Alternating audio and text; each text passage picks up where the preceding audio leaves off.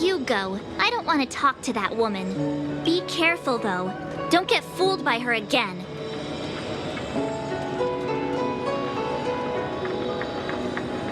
Fool you what now? Ugh, stop it. I'm getting Fu Xuan vibes.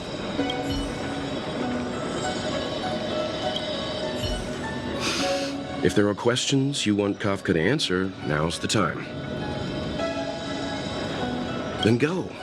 We'll stand guard.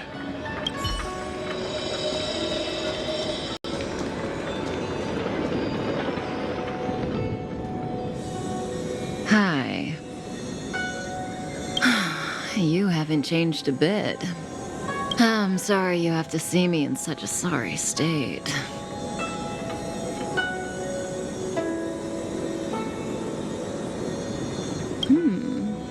Concerned about me? I'm fine. The Xianzhou is always courteous with its captives. I didn't talk to you on the train because I knew you and I would get to talk alone here. Worth waiting for, don't you think? You seem to have a lot to ask me.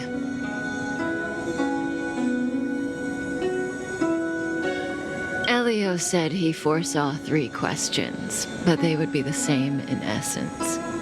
If I were to hear one of them, I would then tell you the objective of this trip in all its detail.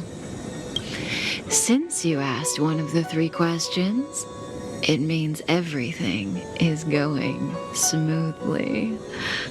Are you ready to hear my answer? Xianzhou's Stellaron problem is not directly linked to us. But if you look at it from Elio's perspective, you can't say the Stellaron hunters are completely innocent. We foresaw all this long ago, but chose to remain indifferent until the time was right for us to get involved. Diviner Fu was surprised because she discovered 3 truths. 1. The Stellaron hunters are not enemies of the Xianzhou. You know this now, though you refuse to believe it. 2. Someone else brought the Stellaron into the Xianzhou and activated it. A result of both internal unrest and external aggression. Traitors on the Luocha and enemies from outside want to overthrow the Xianzhou. The Master Diviner is in a hurry to find the General, presumably to inform him of this fact. However, that's all the Master Diviner knows, because Elio withheld key pieces of information from me. He foresaw the Divination Commission using the matrix of prescience against me. To guard against setbacks, he ensured that I knew only what he wanted the Xianzhou Alliance to know in this moment. As for number 3, even in their wildest dreams, the Xianzhou Alliance could never have guessed it. If the Stellaron hunters aren't the cause of all this, then why are Blady and I even here? We're here for you.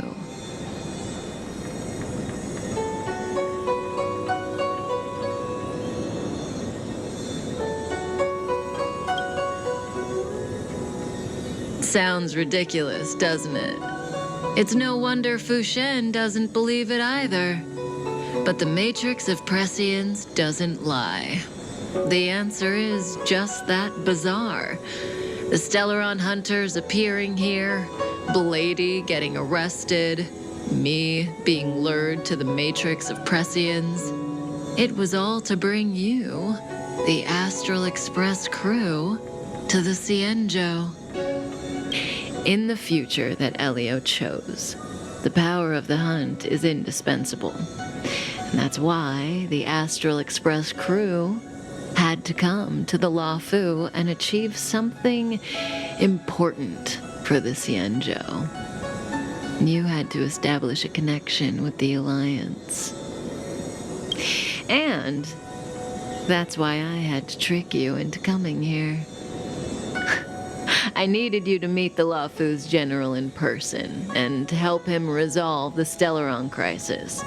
I needed the Alliance to owe you a favor. That way, in the future, at the most critical moment, the Cienjo will offer you their help. What do you think? Surprised? The notorious Stellaron hunters did all that just to make you a hero of the Cienjo? Quite the plot twist, don't you think?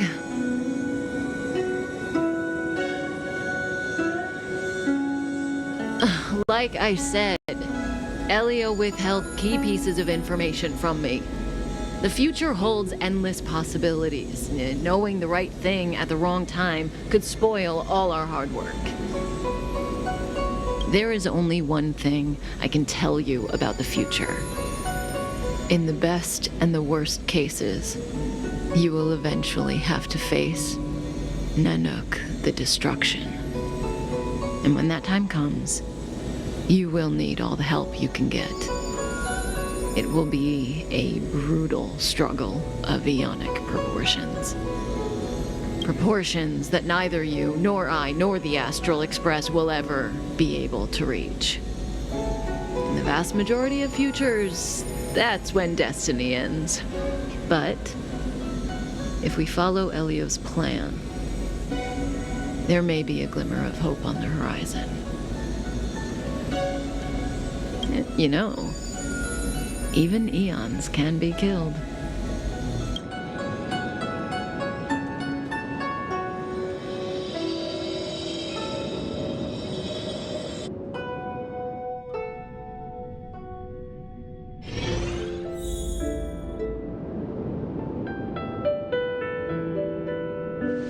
Hey, Luocha! You didn't finish telling us about the propagation. Keep going, it's interesting. So, eons can die, huh? Weird. I thought they were invincible. There is no true invincibility or immortality in the world. Such exaggerations are born of the perspectives of ordinary beings. Nonetheless, ordinary beings could not have orchestrated the fall of the propagation. That eon was slain at the hands of another eon. I don't understand. They're all eons. Why do they want to fight? Are you really from the Cienjo? Other eons aside, surely you must know the story of Lan and Yaosha. Isn't destroying the Eon Yaosha the Alliance's cherished aim? Of course I know. Well, I know a little. My mom made me practice with swords all day. I didn't really go to school. In that case, let's just change the subject. If you don't know about the feud between the Hunt and the Abundance, I'm afraid there's just too much to explain. Fine. How's this for a subject? What's in the box? Oh, this one? It's a casket, more commonly known as a coffin. It's for containing the remains of the deceased. The deceased? Aren't you a merchant? Yes, indeed. This is just part of my job. I was asked to deliver this coffin to the Cienjo. Ah, I'd quite forgotten. For long life species, death is probably a distant concept. Nope. The Cloud Knights spend a lot of time on the battlefield. Death is a common occurrence.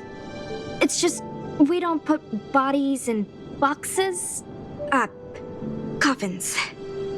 In the Cienjo, people go to the Hall of Karma in the Ten Lords Commission and consecrate the names and jade abacuses of the dead. It's our way of saying goodbye. The Foxians and the Videodora have their own ceremonies. Foxian soldiers place their dead in star skiffs and then let them drift out into the stars. They call it the returning. As for the Videodora, they're more mysterious. They say that when a Videodora is very old or has a fatal injury, they turn into an egg that looks like a pearl. My mom calls the Videodara long scions. When I was young, she told me stories of how the Videodara could turn into dragons. I don't know if that's true.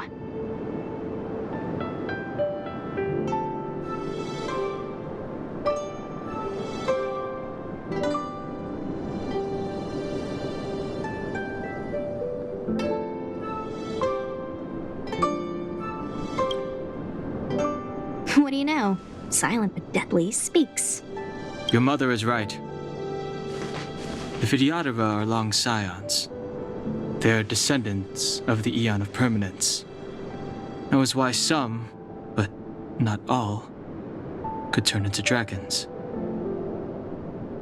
The power was a rare inheritance, passed down only to those who could successfully complete numerous rites and challenges.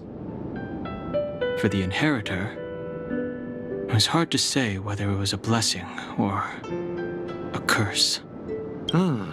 I've heard the story of Long the Permanence and their descendants. Many myths and legends praise the Eon for a rich and immortal life. But for some reason, the Eon disappeared among the stars without a trace. Almost as if they had never existed, leaving only their descendants. Every life has its limit. Even the Eons are not truly immortal and will eventually reach the end of their lives.